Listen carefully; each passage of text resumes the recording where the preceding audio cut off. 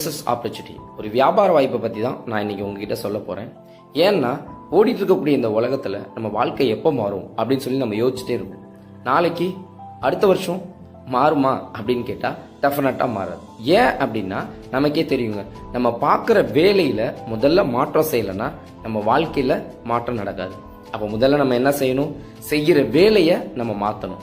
ஆகா, நான் ஆல்ரெடி ஒரு வேலை பார்த்துட்டு இருக்கேனே, எப்படி மாற்றுறது? ஒன்றும் கவலையப்படாதீங்க. பகுதி நேரமாகவும் இந்த வியாபாரத்தை நீங்கள் எடுத்து பண்ணலாம். ஓகேவா? ஏன் நான் சொல்கிறேன்னா, இன்னைக்கு வளர்ந்துட்டு இருக்கக்கூடிய ஒரு மிகப்பெரிய வியாபாரத்தில் தான் நம்ம இணைய போகிறோம். அதை நீங்கள் தெளிவாக புரிஞ்சுக்கோங்க. ஏன்னா வளர்ச்சி அடைஞ்ச வியாபாரத்தில் வந்தால் தான் நம்மளும் வளர்ச்சி அடைய முடியும். ஓகே, பார்க்கலாமா? ஆக்சுவலாக இன்னைக்கு இருக்க இண்டஸ்ட்ரியில் எந்த வியாபாரம் மேல் நோக்கி போயிட்டு இருக்கு? ஒரு 4 விஷயம் சொல்கிறேன். இதை கவனிச்சாலே இந்த வியாபாரத்தை சூப்பராக பண்ணலாம். ஓகே, ஃபர்ஸ்ட் வந்து பார்த்தீங்கன்னா about industry, second one company profile, third one how to enter, fourth one how to earn. இது எந்த துறை சார்ந்து இருக்கு, இந்த கம்பெனி எதன் அடிப்படையில் இயங்கிட்டு இருக்கு, இதில் நான் எப்படி வர்றது, நான் எப்படி சம்பாதிக்கிறது பார்ப்போமா? அபவுட் இண்டஸ்ட்ரி இன்னைக்கு வந்து பார்த்தீங்கன்னா மிகப்பெரிய வளர்ச்சியில் இருக்கக்கூடிய ஒரு துறையை தாங்க நான் சொல்ல போறேன்.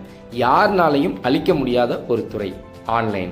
இன்னைக்கு இ-காமர்ஸ் அப்படின்ற இந்த வியாபாரம், ஆன்லைன் ஷாப்பிங் இந்த வியாபாரம் 2017 2027 வரைக்கும் மிகப்பெரிய வளர்ச்சியை நோக்கி போயிட்டு இருக்கு. இங்க பாருங்களேன், எங்கேயாச்சும் இறக்க இருக்கு. ஆனா இங்க நான் சொல்ற ஈஸியான மெத்தடை நீங்க ஃபாலோ பண்ணாலே உங்க லைஃப்ல மிகப்பெரிய வருமானத்தை சேஞ்ச் பண்ண முடியுங்க. அப்படி நம்ம என்னதான் சார் பண்ண போறோம் அப்படின்னு நீங்க யோசிக்கிறீங்களா? சிம்பிள் தாங்க. தினம் தினம் நம்ம டே டு லைஃப்ல ஒரு வேலை செஞ்சுட்டு இருக்கோம். எது தெரியுமா? நம்மளையே அறியாம. அதுதான் மேன் டு மேன் ரெஃபரல். இந்த அமேசான், பிளிப்கார்ட் இந்த மாதிரியான நிறைய கம்பெனிஸ் இருக்காங்க. அவங்க எல்லாம் எப்படி தெரியுமா ஃபேமஸ் ஆனாங்க? எப்படி தெரியுமா விளம்பரம் ஆனாங்க? டிவி மூலியமா கிடையாதுங்க.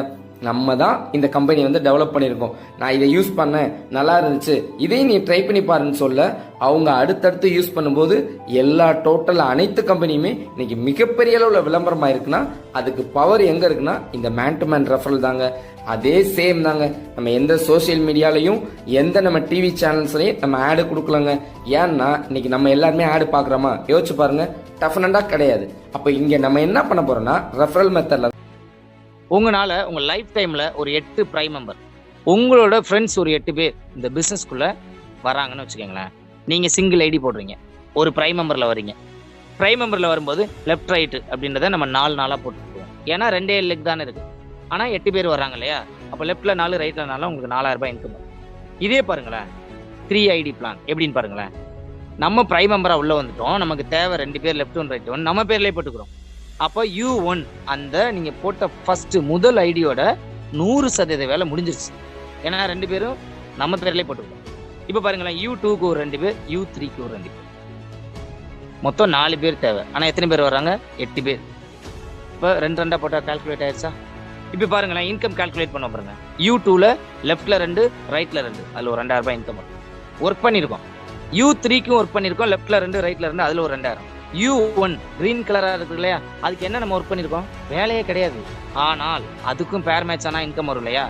ஸோ லெஃப்ட்ல 2 ரைட்ல 2, நம்மளோட ஐடி மேல 1, 5 ரைட்ல 5, 5000 ரூபாய் இன்கம். உங்களோட மொத்த இன்கம் 9000. ஆனா வேலை அதே 8 பேர் தானே. நல்லா யோசிச்சு பாருங்க. வேலை 1, வருமானம் மல்டிபிள்.